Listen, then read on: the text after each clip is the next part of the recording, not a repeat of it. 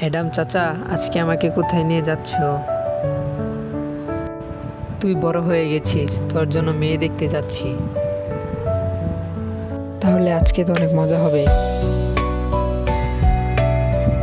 চাচা, এই ল্যাম্বরগিনিটা দেখতে তো অনেক সুন্দর। আপনারা কি খেতে চান? কিছু না। ছেলে কি কাজ করে? স্টুডিওতে কাজ করে। ও, আপনার ছেলেকে তো দেখা যাচ্ছে না, সে কোথায় গেল? ও, আমি বুঝতে পেরেছি, যে শালাটা কই যে লুকিয়ে রয়েছে। বিয়ে ঠিক করার আগে আমি এখান থেকে গাড়ি নিয়ে চলে যাব। ইয়ে।